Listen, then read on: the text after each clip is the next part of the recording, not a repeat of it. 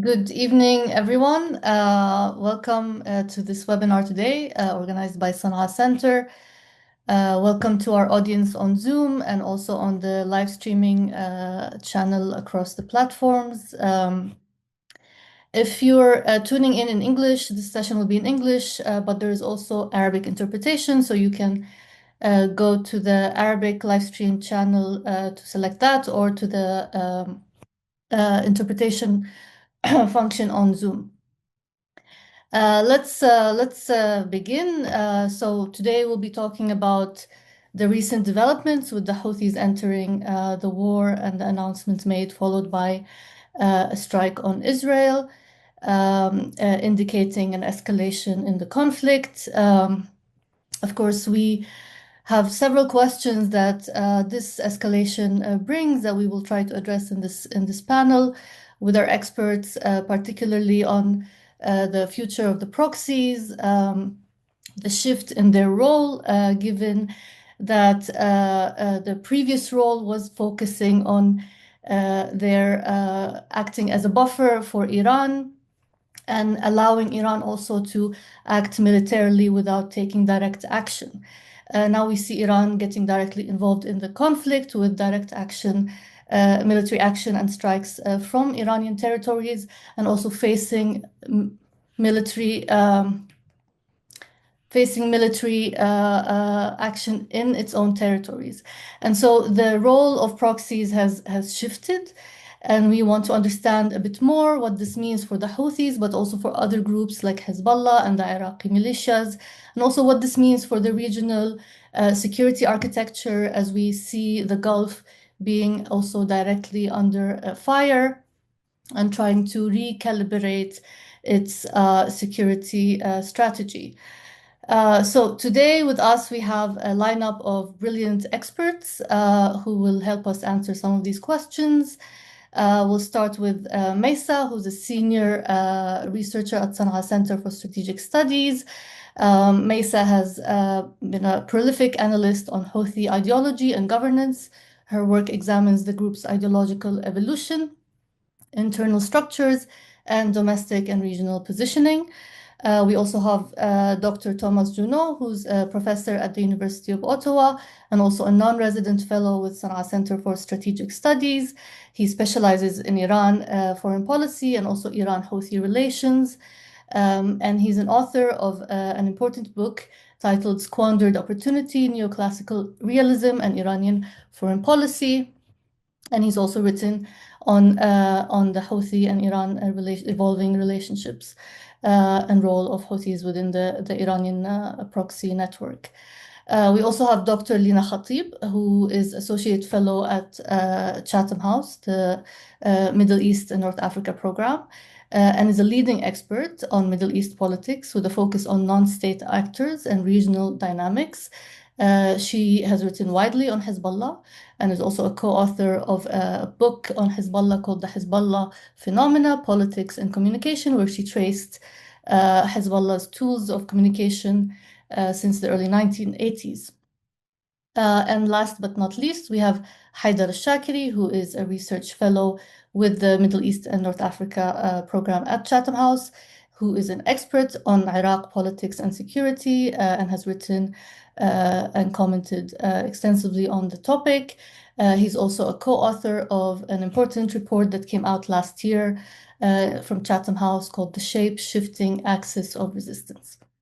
My name is Yasmin Al-Iryani. I'm the Executive Director for Knowledge Production at Sana'a Center for Strategic Studies, and I'll facilitate the session today.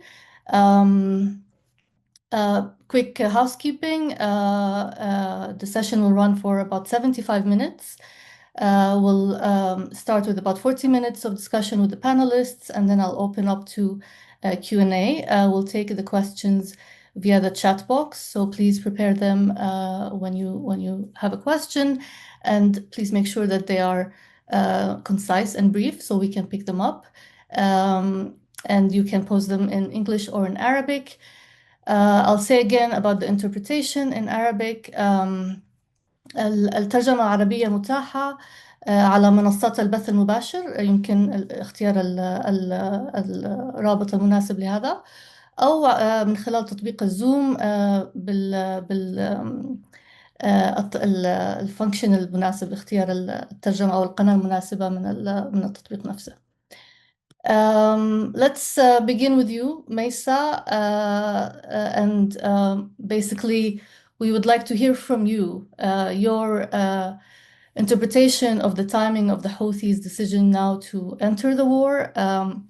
There was a lot of anticipation on whether they will join or not, whether the cost for the Houthis is too high at the moment, and they have also taken some significant hits in the last couple of years. But eventually they did decide to come in. And I want to understand from you how you read the timing now, and whether you think that this was signaling directly from Tehran, or whether there are other calculations at play. And also whether you think that this is the first step towards escalation sequencing that we can expect, and what that might look like. Maysaa, over to you. Thank you, Yasmin. Thank you for the question. And about the Houthis, I believe there is no hesitation to involve or not. It wasn't a question since day one. It was the question when they are going to involve, and how are they going to start their involvement. But their involvement, I think it is something for granted for me, for many reasons. First of all, their ideological commitment. Second, even if they received many strikes, and some of them are painful, that affect their weapons, and they affect the leadership. But by the end, this will signal or will indicate they become weak. And also this war, it's an existential war against not only Iran, it's against Iran and all of its proxies. And the Houthis are aware that Israel will come after them, whether they are going to involve or not. So involvement maybe is better. To be attacked while you are moving is better than being attacked while you are waiting and anticipated. And definitely being attacked within the group is better than being attacked alone. So I think it was something very anticipated. And the question was, when are they going to do this? Especially that we have to understand something also about the Houthis, that Abd al-Malik al-Houthi, I know it's not very popular to support Iran, unlike Gaza. The Palestinian cause, all of the Yemenis, they are very sympathetic with Palestine, but it's not the case with Iran. So it's very difficult to justify this in front of the public, especially in this very dire economic conditions. And after the people have been tried, the Israeli strikes that targeted everything, and you know, Israel always behave in a sense of impunity. So they can easily attack civilian areas, infrastructure. So it's very difficult to justify it. But for the Houthi, for Abd al-Malik al-Houthi, and decision making in the Houthis is very centralized, is highly centralized. It's about Abd al-Malik al-Houthi mainly. For Abd al-Malik al-Houthi, opposing the public opinion is easier than opposing his ideological core. And his ideological core is more connected to Iran. Definitely they are in favor of intervention. Most of them, they have been trained in Iran. They have been influenced by Iran. So keeping the unity, preserving the unity of the group is much more important than the public opinion, because they are in power, because they are united, they are strong, they are an armed group, not because they are popular or they are going to election or so. So for that decision has been taken, or it is not about question, it's about when. And I think the Iranian, it's very clear since the war started that they have prepared themselves for this day. Iran has been attacked in 8:30 a.m. and 2 hours later they start to attack the Gulf states and the military bases. So they are very well prepared for the day, and they have a plan. And they choose the Houthis to be entered after 1 month. I think it's kind of they are since they start the war, they started through phases, the Iranians. So first they focus on the missiles, and then they are focusing now on Hormuz Strait. And then before the Houthis have involvement, the Iranian media start to signal or to indicate that the Houthis, they are coming, and they start to connect the Hormuz Strait and the escalation on Hormuz Strait with the Bab al-Mandab. And some Iranian officials, they start to talk about Bab al-Mandab as another card or another leverage they have. And they are going to escalate in this on this front. So the Houthis, they interfered a few days after that. And the statement of the spokesman of the Houthi spokesman is very significant, because he said that they are going to interfere for three conditions. If one of the three conditions happened, one of them is if there is another alliance or another country is going to involve and become allied to this aggression against Iran. I think they indicate to the UAE or Saudi Arabia. A second condition, if there is any ship or any ship or anything that happened to use the Red Sea to attack Iran. And the third, it was very broad. It is in case of any escalation against Iran. And few hours they start their operations, their attacks against Israel. And I mean, I have to clarify something, that the Houthis, they have never said we are going to attack before attacking. They always attacked and then they declared that. So this is very typical Houthi way. They just prepare or introduce themselves or prepare the people for their attacking. And I think they start to attack Israel to frame this intervention within the Palestinian cause, not as a supporting for Gaza. So I don't think they are going to keep themselves in this kind of symbolic attacks. And this symbolic attacks, I think I mean, the Iranian intensified the weapon smuggling to the Houthis after the 12 days war in last June. The Iranian also, they send even shipment of weapons after the war started. I mean, the last shipment has been seized by the government forces, left Iran in 12th March. So the Iranian will not keep providing the Houthis by weapons just for symbolic attacks, because attacking Israel is not that significant, is not that important. But the real strength for the Houthis is attacking the Bab al-Mandab, as also the Iranian media has been mentioned and indicated many times before the Houthi involvement. Thank you. Thank you, Maysaa. Quick follow-up. Do you think that well, first, with the timing, you mentioned the three conditions that were stated in the announcement. Although it seems that none of these conditions were broken when the strike started, but they went ahead anyway.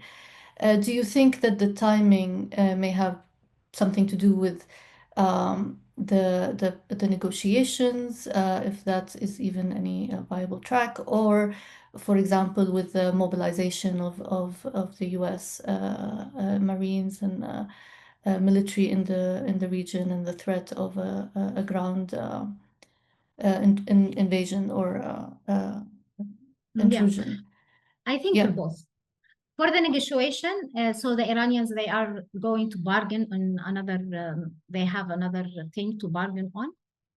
And if the negotiation has not been worked, and it seems it will not go. So it's because of the US mobilization in the Hormuz Strait, that they are going to open another front, and they are going to maybe even, yeah, I mean, the situation, they can even attack the Saudi ports, that the Saudis use it as an alternative for Hormuz Strait to export their oil. So this will be a disaster for the energy or for the oil market in the world, and the prices are soared since the war started, and it will be anticipated to be increased if something happened also for the Bab al Mandab. So I think this is again, it is for the Iranian to increase the cost of the war, to increase the pressure, and by the end of the time the Iranian behave in a way that the time on our side, and it is a long confrontation, and we are going to and they start even not only receiving the attacks now, they are making the initiative to shape or to redirect the war trajectories. Thank you. Thank you, Maysaa. Let me move to you, Haidar, with your insights on the calculations of the Iraqi militias. We know that there is also divergence within the Iraqi militias in the Hashd, and there are also other factors that could come into play. For example, economic incentives that they have become reliant on, and possibly constraints within the government and their connection with the government. Uh, how do you read the calculation of the Iraqi militias? And also, do you see that, as Maysaa said, this is an existential moment for Iran and its network? Do you see that they would opt towards clustering with Iran and the Axis, or standing alone and trying to kind of wither the storm and survive it? Thank you very much, Yasmin, and thank you, Sana Center, for hosting this very timely discussion. As you said, I mean, Iraq is currently in the middle, literally in the middle between Israel and Iran, and it's being bombarded by everyone. So for the Shia armed groups and for the Iraqi armed groups that are aligned with Iran, there is a bigger conversation that's happening here. And since October 7th, I mean, the Iraqi groups haven't been very much engaged with the conflict, and there has been some back and forth, there has been some strikes, but not to the same extent that happened in Lebanon or Yemen, or even Iran. Um, and now with the conflict in Iran, it became more existential. With the war on Iran, it became more existential for some of these groups. So the Popular Mobilization Forces in general is an Iraqi state institution, and within it there are many Iran-aligned groups. And they're not one block, right? They're different blocks. Some of them are the majority of them are in the government. They actually control the government. They're the majority of the parliament and within the state itself.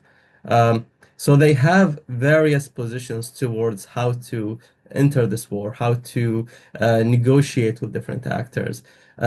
They are partners to the US, and at the same time, they are neighbors with Iran.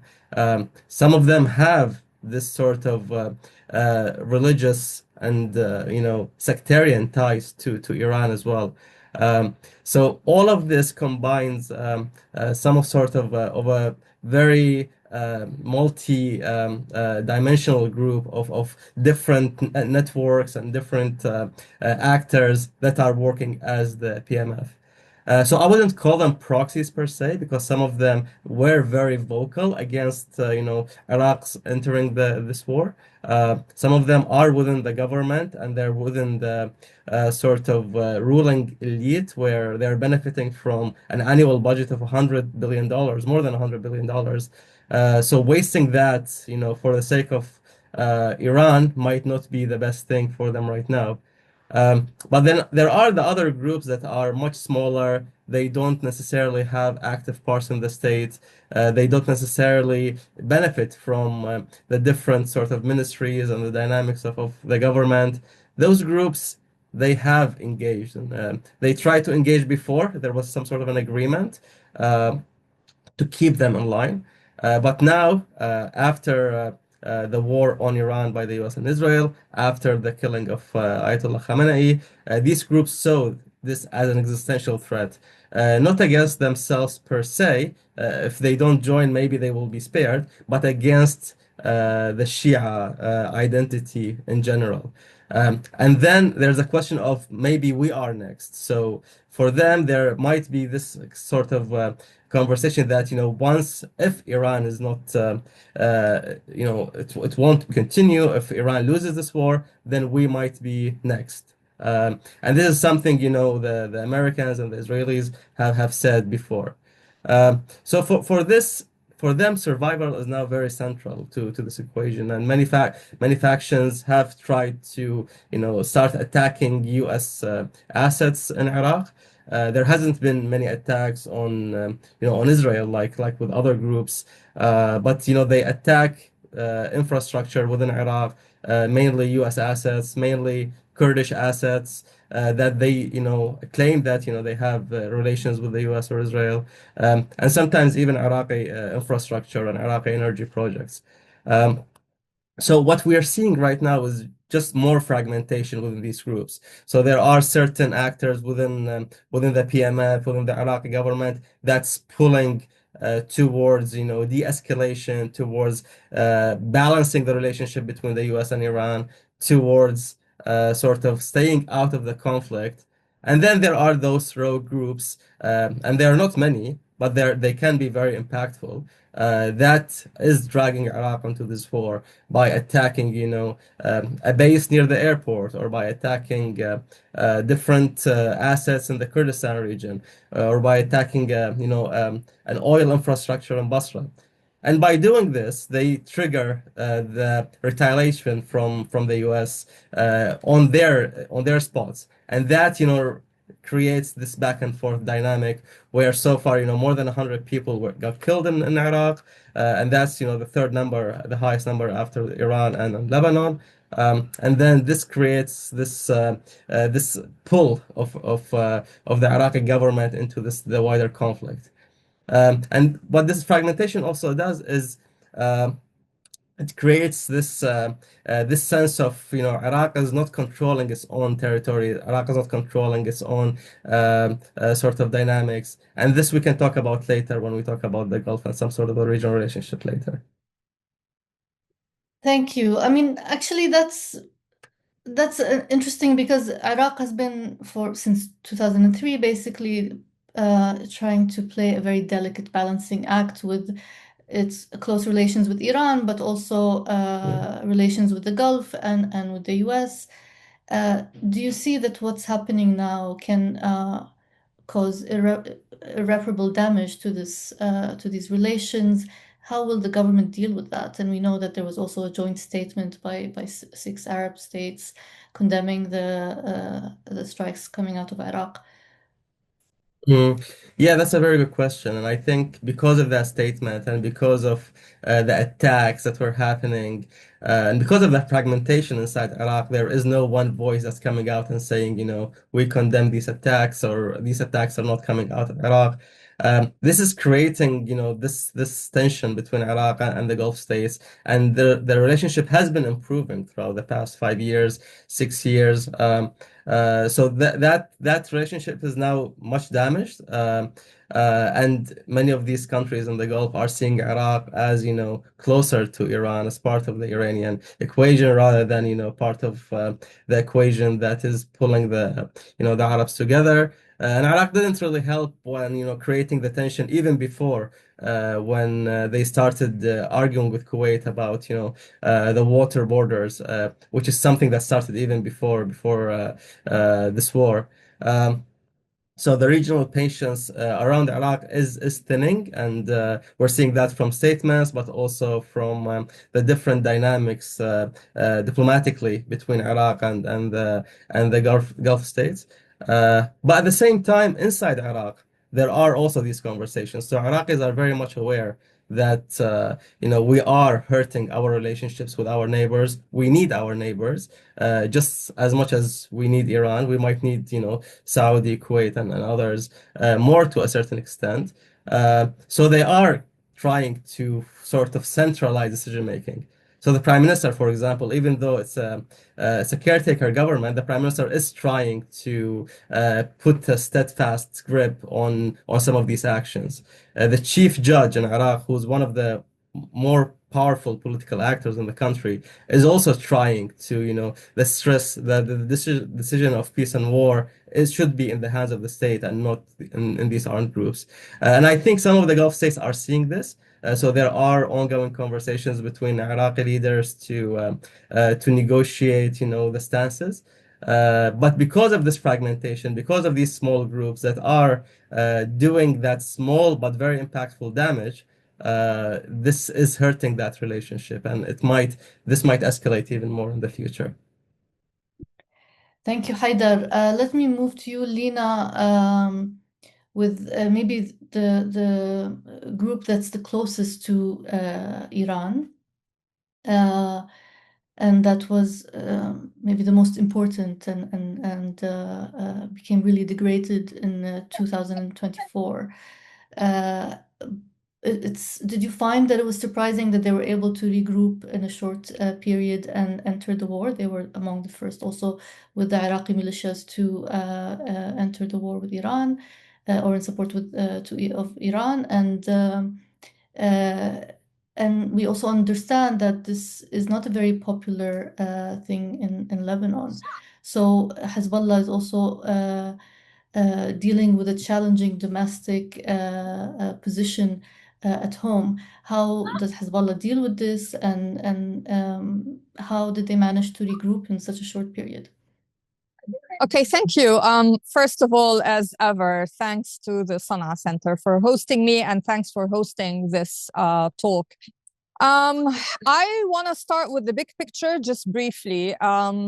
A bit of personal advertising. I have a paper coming out very soon with Harvard. I'm currently at the Harvard Kennedy School as a fellow, and I've been working on a paper titled The Degradation of Iran's Proxy Model.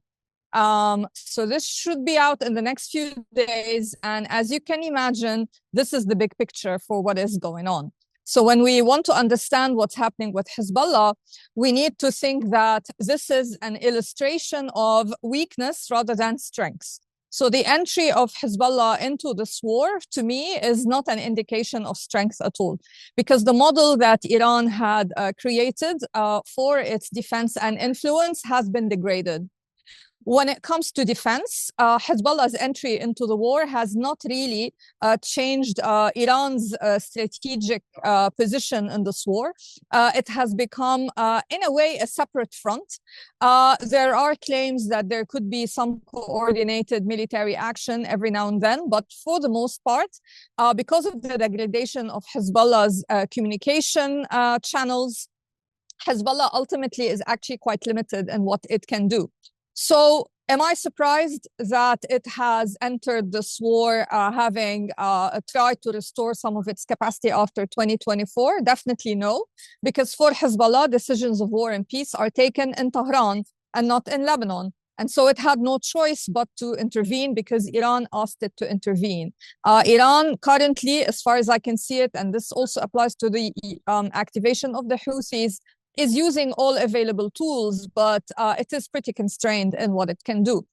As for Hezbollah's military ability, it can hold up a fight to an extent, but ultimately it has been significantly militarily degraded. At the last count, it was down to 1,000 long-range missiles. Most of those had been refurbished from its previous stockpile. Overall, its stockpile of missiles that are mainly short-range missiles at the beginning of this year was only 25,000 compared to its traditional stockpile of 150,000 that it sustained for a few years before its 2024 war with Israel. So we can see that actually, yeah, it is able to do something, but it's not going to be able to do much. And this model that Iran talks about in terms of so-called mosaic, defense can only take it so far when you have a scenario of degradation like that, because ultimately you need strong central command and you need resources, and both those things have been significantly degraded. So let's not look at the current situation as being an indicator of strength or as being an indicator of long-term kind of influence or even survival. The second issue, which I also talk about in the paper, is the issue of the proxy model being used for influence and that being degraded.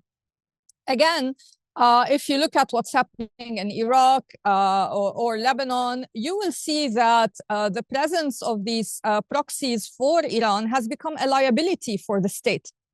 So for a while, it was the opposite. Iran was using these proxies to control the state through levers of power in many ways from within, because these groups were considered legitimate by the state. Now they're becoming a liability, and this is reflected in what my colleague Haidar talked about in terms of the Supreme Judge in Iraq trying in a way to reassert the state monopoly over the use of force. In Lebanon, we have seen this with the state taking the unprecedented decision to ban Hezbollah's military and security activities. So for me, the model of long-term influence for Iran using these proxies is over. But this is part of the reason why Hezbollah is fighting its last fight. In a way, a bit like, again, what Maysaa said at the beginning about the Houthis, might as well, in a way, go fighting as opposed to kind of, wait to be attacked while idle and isolated. For Hezbollah, the model is defiance till the very end. And that's why Hezbollah has been resisting the Lebanese government's calls for it to disarm, even though there is now in Lebanon growing popular anger at Hezbollah's decision to enter this war and dragging Lebanon into a war that the country simply did not want at the official level. And at the popular level, the vast majority of the people also did not want to see Lebanon being involved in this war with Israel at all.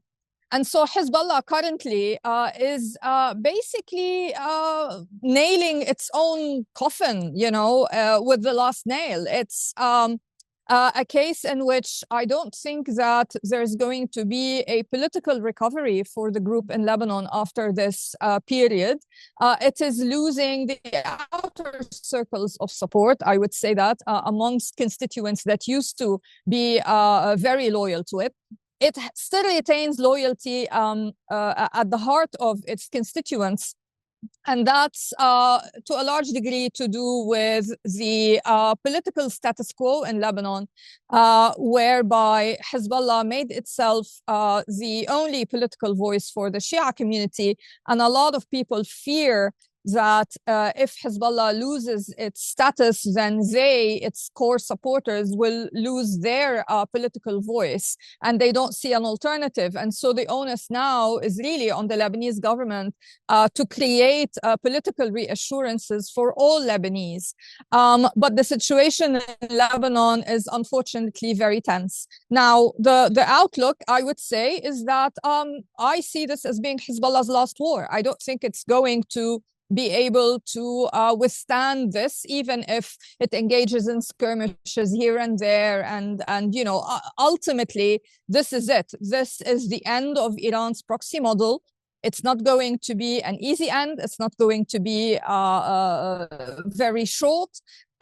This could drag for a while because we have a system in this region that has been entrenched for decades with these various proxies. However, I simply don't see a return to pre-2024 conditions in any of the countries that we're talking about today. Thank you. Thank you, Lina. Maybe a quick follow-up. You mentioned that Hezbollah, this is their last war. They're not viable anymore as a group as they were before. Do you think, and we know that Iran also put as a condition for any deal that Hezbollah would be included. Do you think that there will be a scenario where Iran will abandon Hezbollah, or will it hold on to it and try to protect it and preserve it to the extent that it would be trying to preserve its own regime? I mean, the fate of Hezbollah is intimately tied to the fate of the regime in Iran. I do not see a scenario in which Iran is going to abandon Hezbollah, because Hezbollah has been a very important influence and defense tool for Iran not very effective because Iran itself is actually in a weak position in this war, despite all the Iranian propaganda that claims otherwise. And let's not, see Iranian continuation for the moment as being an indication of strength or future survival. They have lost significantly. Yes, they can still and are still inflicting damage, but that's not the long-term outlook. So Iran is not going to abandon an existing tool, which is Hezbollah, for as long as the Iranian regime is in place, because that's very much is at the heart of its model of defense and influence. But if things shift in Iran, in Tehran, then we can expect to see a shift in Lebanon. And ultimately, there is a scenario in which there could be a bit of a split, in the sense that if there is any kind of regime alteration in Iran, then Hezbollah might want to try to retain its influence in Lebanon through acting independently. That is a possibility. But then we have to think about all these groups in history, the non-state actors that basically use jihadism as their model of gaining political influence. They have all been, and I'm here talking about armed groups, jihadist groups in particular, they have all had an external patron, one way or another. And Iran, again, I wrote about this in Foreign Policy last year, Iran is the last remaining patron for jihadism, whether Sunni or Shia in the world. And if the regime in Iran is no more, or not as we know it anymore, then I don't see how the remnants of Hezbollah in Lebanon are going to be able to sustain themselves. So whatever way I spin it, I just see it as being the end of an era. Yes, it's a messy end. It's a very costly end. The humanitarian implications are catastrophic, but it is going to result in a significant shift in the region. And that's basically why I am arguing that what we're witnessing is the degradation of Iran's proxy model in general. Thank you, Lina. I go to you, Thomas, to give us the wider picture, perhaps, and also build on what Lina mentioned in terms of the shift and possibly the end of this proxy model or forward defense strategy. As I mentioned earlier in my introduction, there was a purpose for the design of this model, which was to outsource the military action outside of Iran and avoid or delay any military confrontations in Iran. And we see maybe that this model has been exhausted. Do you agree with this analysis, or do you see that this only applies to some of the proxies and other proxies might reinvent themselves? What's your reading of this, and also where the Houthis fit within the either degradation or remodeling? Thank you, and thank you very much for the invitation today. I think what I'll say overall is that by some indicators, the axis of resistance has failed from Iran's perspective, from the perspective of the logic that Iran had in building the axis. But I don't think it's necessarily the end of the model, in the sense that Iran, as long as the Islamic Republic is alive, which for now it is weakened, but it is not on the verge of collapse. And as long as the Islamic Republic stands, it will double down on what it knows how to do, which is in part supporting non-state armed groups, Hezbollah, Hamas, the Houthis, and so on. So I don't think it's the end of the axis per se, but I think it has been significantly weakened, and by some indicators it has failed. So just to take a step back, the forward defense strategy that Iran has developed is the product of necessity, right? It is the result of a calculus by the Islamic Republic that because it is conventionally weaker in military terms than its adversaries, it needed to compensate by developing asymmetric assets supporting non-state armed groups, missiles, drones, et cetera, et cetera.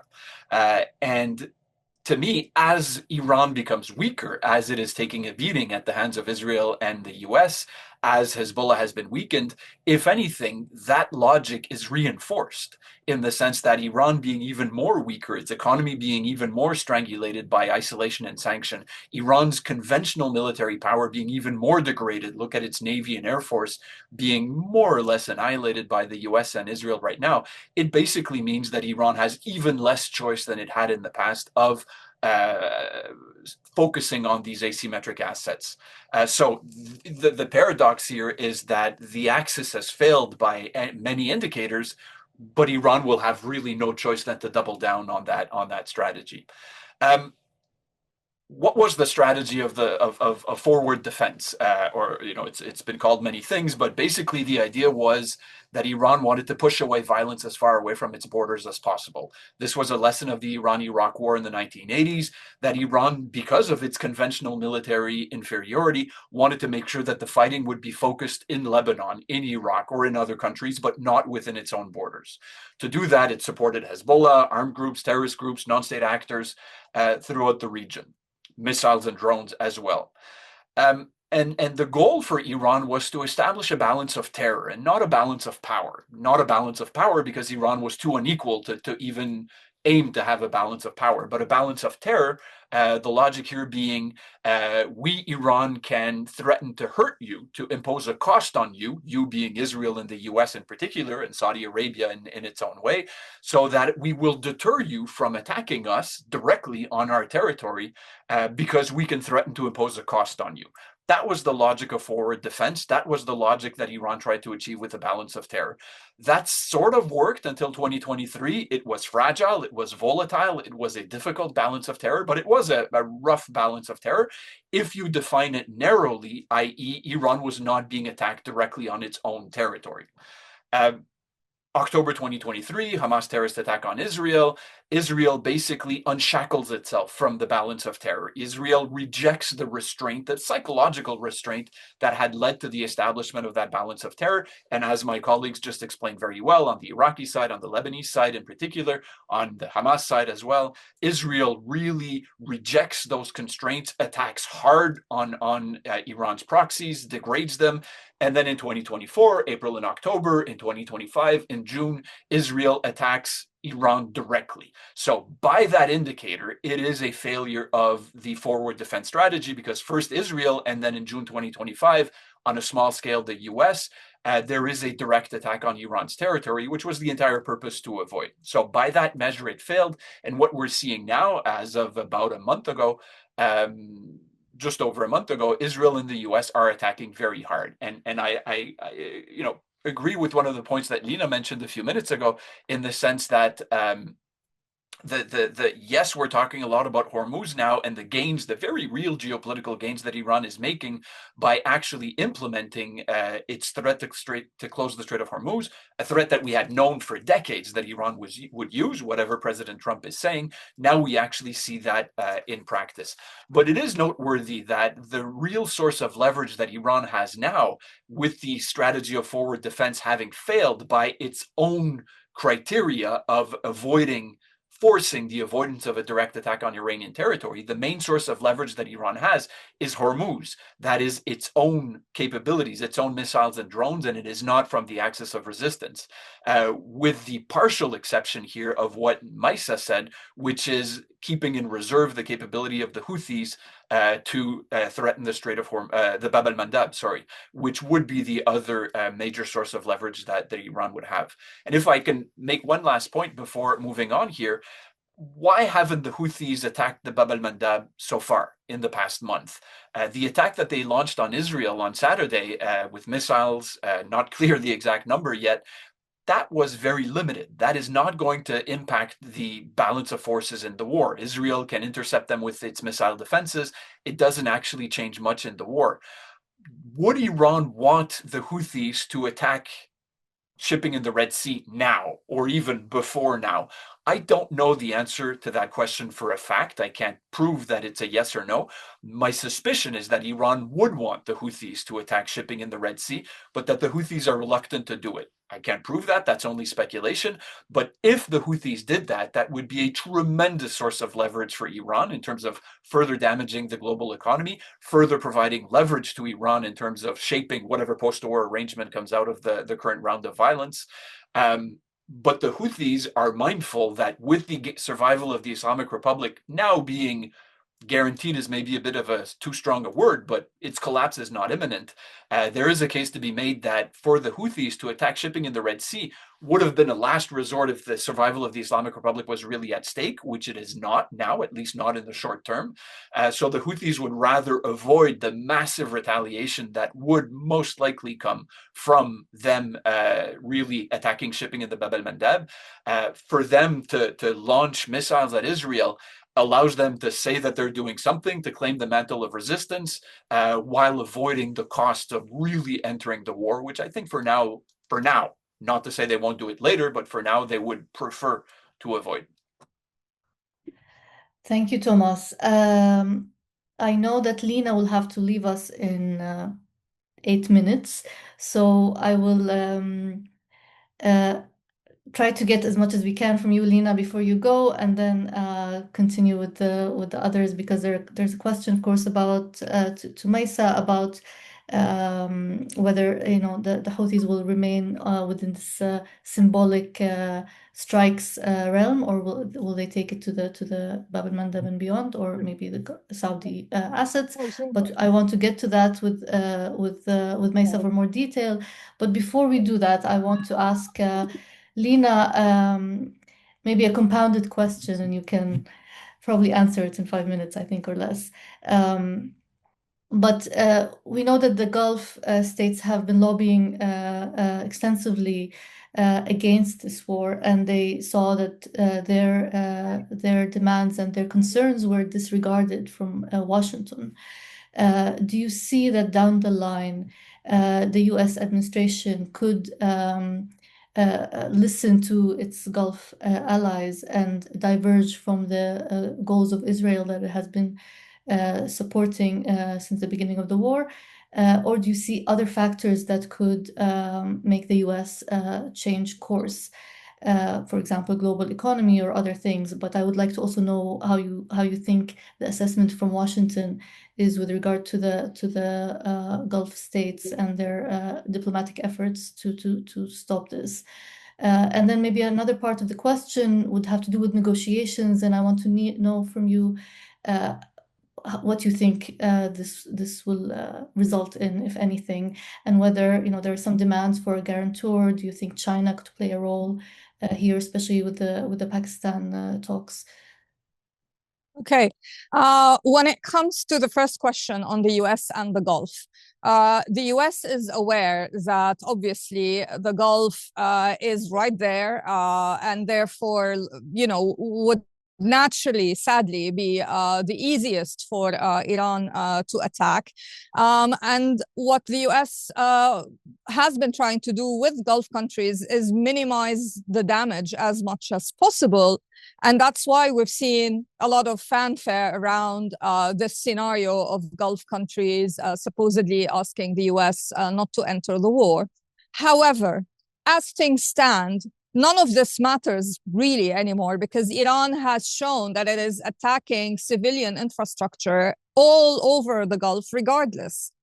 And so the situation now is one in which even people who are in the US, who had been against the war in the beginning, perhaps because they're from the Democratic Party, are saying, actually, we need to get behind this war, because if Iran continues in the region as it used to be, then this would be worse for world security, but also for Gulf security. And Gulf countries are also now, being concerned that being left with an angry Iran is worse than what they had in the very beginning. So in a way, it doesn't matter anymore what their original political position may or may not have been. What we have now is a situation in which Iran has proven to be a real concrete threat. And this is why some of the Gulf countries have started describing Iran's activities as terrorist, and rightly so.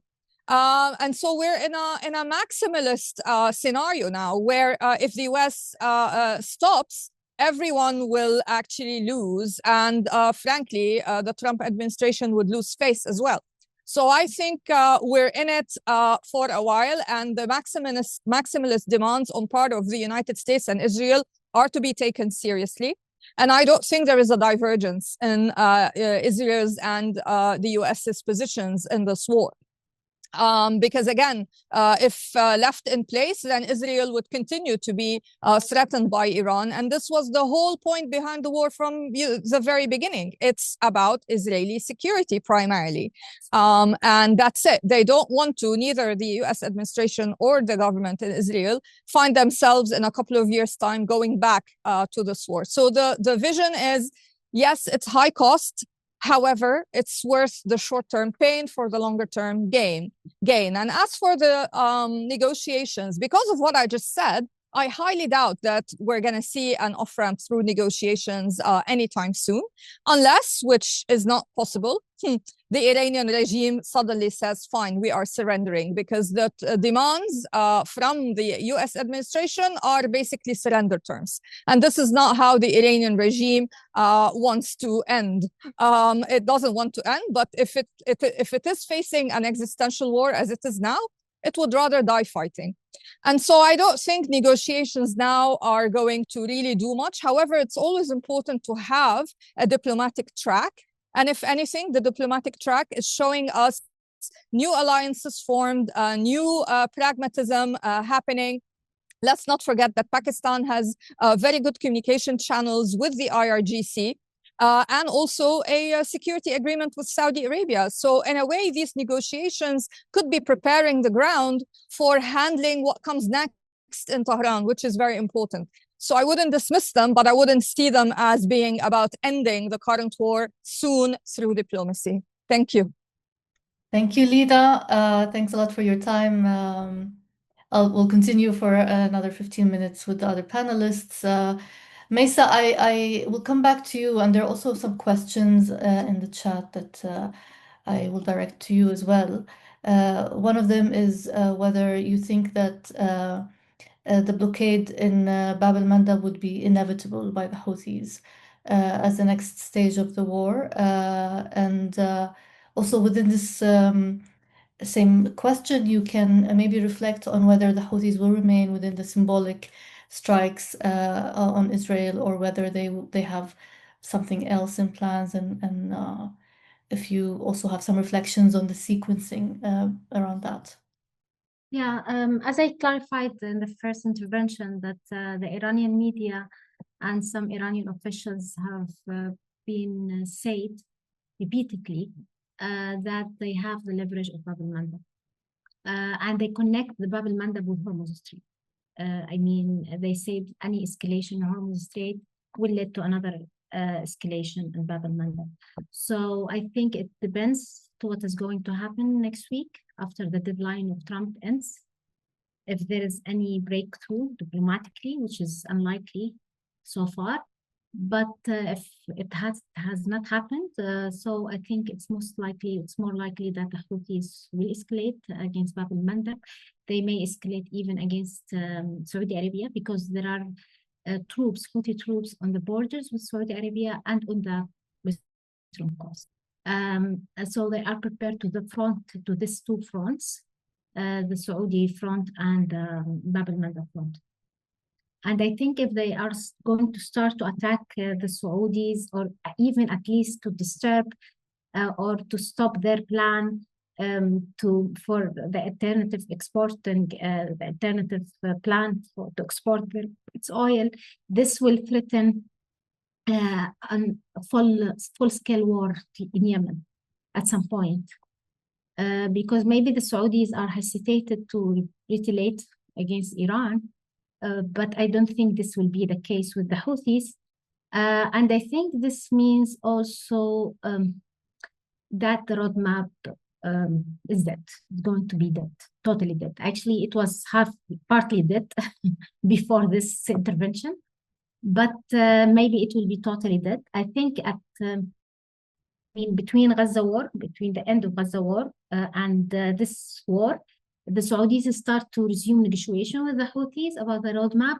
But I feel it was buying time for the Saudis, because they know there is another development, and everyone knows that there is another development regarding Iran.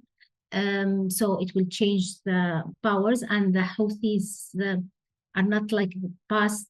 The Israelis want to come after them, after their leadership, they start to assassinate them. So even the Houthis, there is a kind of feeling that their power can be degraded badly at any time.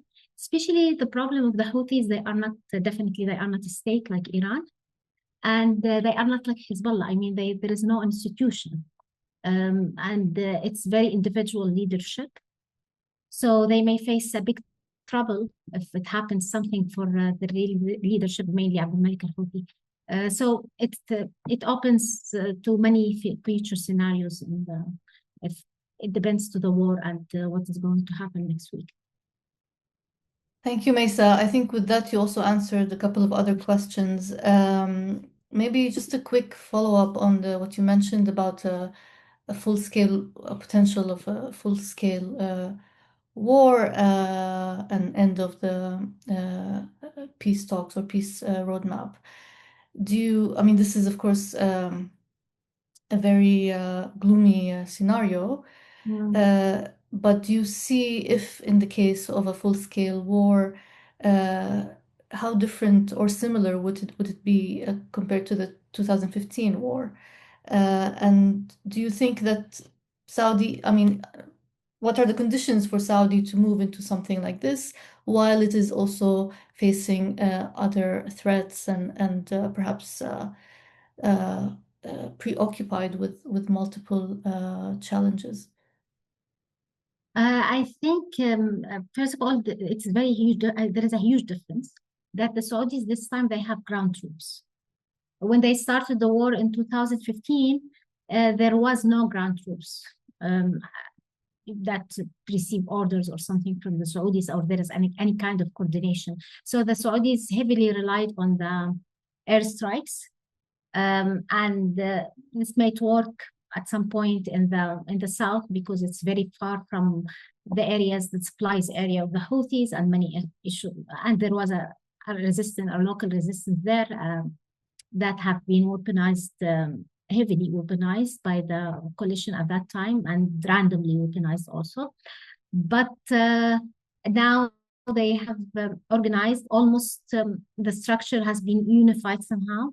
So the position of the Saudi-backed forces or the government forces is much better, in much better shape than any time before.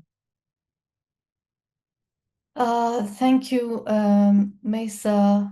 There are several questions in the box, but let me go to Haidar very quickly and ask you about the relationship between some of the Iraqi militias and the Houthis. We know that during the Gaza war, they announced a joint operation, maybe a couple of joint operations even. What's your assessment of the relationship between the Houthis and the Iraqi militias? And do you think that in the case of severe weakening and degradation and maybe paralysis within the Iranian regime, do you think that the cooperation between the Houthis and the Iraqi militias could pick up its own momentum? Yeah, that's a very good question, and I think um, within some groups, these hardliner stances they do exist. That there are no borders. We are transnational resistance actors, and we work together Some of them as part of the Wilayat al-Faqih sort of narrative, some of them are resistance narrative, but they use this a lot, and you will find those actors within the Iraqi whether it's the Popular Mobilization Forces, whether it's within the Iran-aligned groups, and even one of the former prime ministers of Iraq, has visited Yemen and has visited the Houthis, and there are these relationships. The relationships are there, but they fluctuate.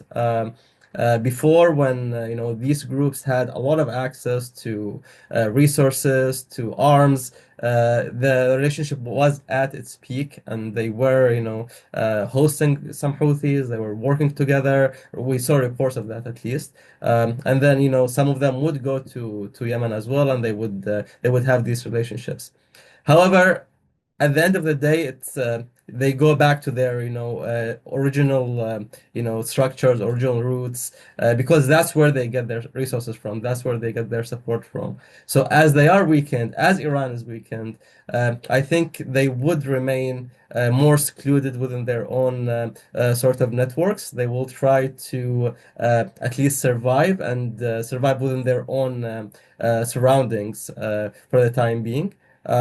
So I don't expect much more collaboration in terms of joint or large-scale operations, for example. But there will be the narrative of resistance, the narrative of collaboration amongst the axis of resistance. It will be there for sure. However, when it comes to the axis of resistance in general, I think because that's what's called the axis of resistance, the resistance narrative will always be there, and supporters will always be there to the term resistance. And Iran used that a lot, right? Iran utilized that term resistance a lot because Israel is in the region. Israel is invading southern Lebanon. Israel is, doing, bombing Gaza, doing all these things in the West Bank. So the narrative of resistance does exist, and that therefore there will be some sort of, at least compassion or, some sort of compromise towards some of these actors within the region, whether it's in Iraq, whether it's in Yemen, whether it's in Lebanon, whether it's in Iran itself. Thank you. Thomas, I go back to you, and maybe also when you answer this, you can reflect a little bit with a concluding remark, because we have a few minutes left. But I want to ask you about something maybe you mentioned a little bit before, and that's what's coming out of this. We see a hardened regime. We see also the economic challenges remaining, becoming even more severe. Now antagonized neighbors, Iran more isolated. So this is, this could likely result in Iran that is different than the Iran that was trying to normalize with its neighbors at some point and trying to find a workable solution in some way or another.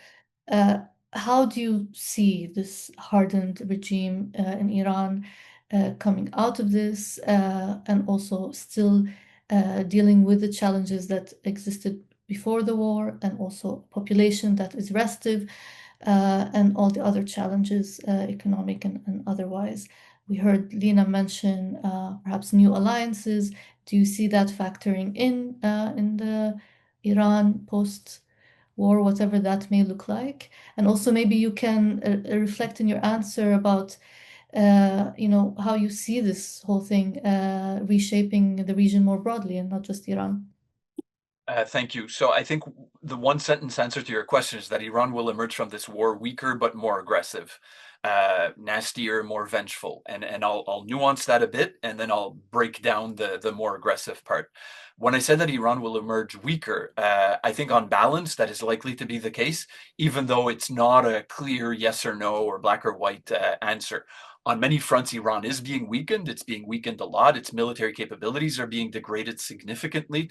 I think we'll need the dust to settle a bit more after the war to get a clearer assessment, but after close to 20,000 strikes by the US and Israel, there will be significant damage at that level. It has virtually no more Navy and Air Force. A A lot of its weapons production sites have been damaged or destroyed. A lot of its caches, its missile capacity has not been eliminated, as we're clearly seeing, but it is being diminished and so on.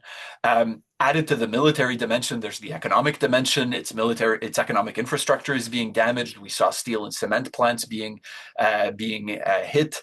What will come out of this, I don't know, but clearly sanctions will continue and so on, at least to some degree. And obviously, domestically, in terms of pressure from its own population, it will also be very vulnerable. The protests of December and January seem like a distant memory now, but all of the deep pool of resentment among the Iranian population against the regime is still there. I don't think there will be a durable rally around the regime effect from this war. This in the broader context, as we discussed, of Hamas and Hezbollah in particular being weakened. So weaker for sure. That being said, it's not a clear black or white assessment. Hormuz is giving Iran long-term leverage. It has established the precedent of closing the strait. That is a threat that the regime will enthusiastically use again in the future. Politically, it will be able to claim a victory, I think, for whatever comes out of this war. And it will also be able to leverage, at least to some extent, the reputational cost of the U.S. of this war, which I think will probably mount, including tension between the U.S. and a number of its allies and partners in the region and beyond. So, hard still to weigh these pros and cons in these two columns for Iran. I think we'll need the war to end to get to a clearer answer, but to me, at this point at least, yes, it will emerge weaker, but it will emerge more aggressive and vengeful. Domestically, we could have a long discussion about that, but just to mention quickly, whenever there will be more popular protests in Iran, I am horrified at the prospect of the extraordinary brutality that I have no doubt the regime will unleash on its own population the minute, and quite literally the minute protests start again, because they will start. Regionally, tension between Iran and the Gulf states will be much higher in the future. Gulf states will be resentful. The precedent, as I mentioned, of Iran using the threat of closing Hormuz has been established, and I have no doubt that Iran will enthusiastically use that threat again. As I said in my previous answer, Iran will double down on missiles, drones, and support the non-state armed groups. It will have no choice but to do that. Even with the failures of that strategy so far, it will have no choice because it has no other alternative to try to protect its own security. So it will double down on missiles and drones and support the Hamas, Hezbollah, and the Houthis, and that will fuel regional tension. The Houthis, and I saw one question mentioned in the Q&A on that, the Houthis are the one success story for Iran in the last 3 years. They are the one group that is emerging stronger, or certainly not weaker. They are relatively stronger within the axis. They will be much more prominent. That makes them more influential relative to Iran in particular, and that will shape, given their own, as Maysaa very well explained, ambitions and a radical ideology, that will reshape how the axis plays regionally. And the only other point I'd mention here before I stop is internationally, beyond the immediate region. I still don't know what the post-war arrangement with the U.S. will be, but I strongly suspect, given President Trump's clear willingness to just get the hell out of this war and complete lack of attention to detail, that fundamental problems between Iran and the US will not be resolved, whatever the details are, which will just expose us again to renewed cycles of violence of whatever form between US and Israel and Iran. I know we are running out of time, but I want to press you very quickly on the scenario that a ground operation by the US could fail miserably, and that could give life again to the regime. Do you think that that's a scenario? I worked in the Canadian Department of National Defense for 11 years before becoming a professor, and in that position, still since then, but I've done multiple war games on exactly what is going on right now. There's no surprise in terms of Hormuz, in terms of Iran hitting its neighbors. Ground operations, as much as I remain open to being surprised by the lunacy of President Trump's decisions, I still remain skeptical on ground interventions because it would be a disaster for the U.S. I think the U.S. could seize islands in the Persian Gulf, whether it's Karg or another. Difficult, but doable. Holding these islands would be absolute nightmarish for the U.S. because it would be target practice. They would be sitting ducks for Iranian drones and missiles. These are small islands with no natural defenses. They're flat. So I'm I tend to be skeptical about these ground intervention scenarios. I think it's useful for Trump for whatever reasons to keep up the pressure. Not that I agree, but I think I see the logic. I remain willing to be surprised by further bad decisions by the US. But that one would be just several notches up in terms of escalating costs for the US, not just escalating war. Yeah. Thank you. Maysaa, to you with the conclusion maybe on where you see this, how you see this war ending, and the Houthis emerging from it, and Yemen as well, the conflict in Yemen and peace prospects, which you already mentioned a little bit before. But what's your foresight view?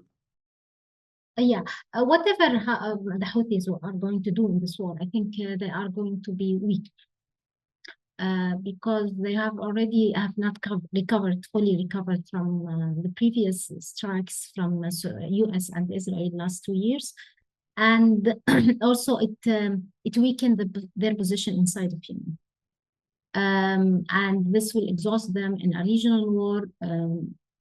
I mean, even their image in front of the Yemenis to interfere in a war for Iran, it proves the idea that they are just an Iranian puppet, as their enemies call them, and which is something they tried to avoid for many, many years before. And it's not popular, as I said, because Iran is not something that is not a country that matters to the Yemenis that and it's very difficult to justify this intervention because there is no national bond. It's not an Arab country. There is no religious bond actually that much. I mean, it's Shia, but different Shia faction, and Yemen is always in the side of the Arab countries. I mean, during the Iraqi-Iranian war, always the Yemenis they stood with the Iraqis. They always look suspicious with Iran.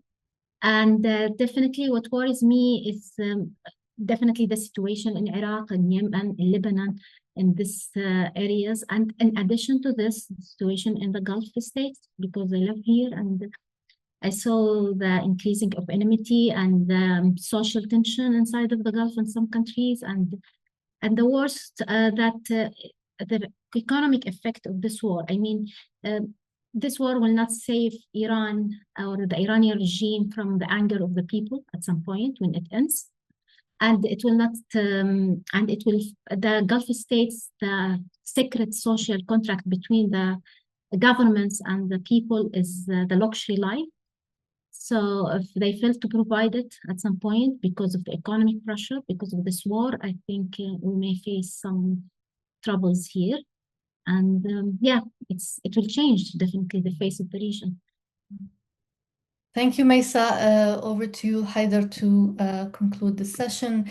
In 90 seconds, can you also reflect a bit on, in terms of foresight, where you see this ending and how, and where will Iraq be, and also more broadly, Iraq's relation with its neighbors and the delicate balance we were talking about earlier.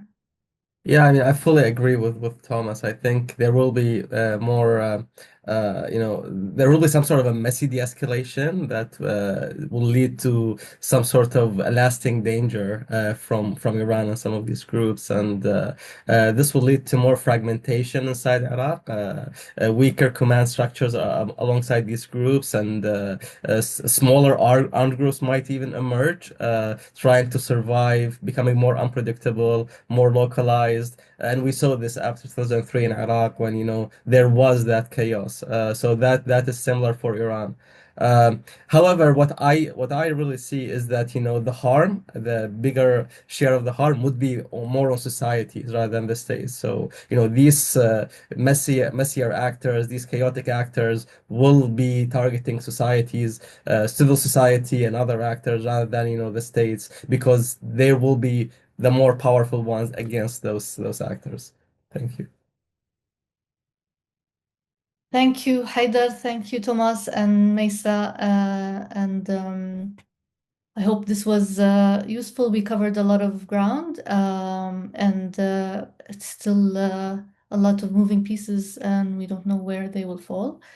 So we will be following this very closely and reflecting also in Sana'a Center on what will happen next in terms of the activities and actions of the Houthis with regard to this war. Thank you all and have a good evening.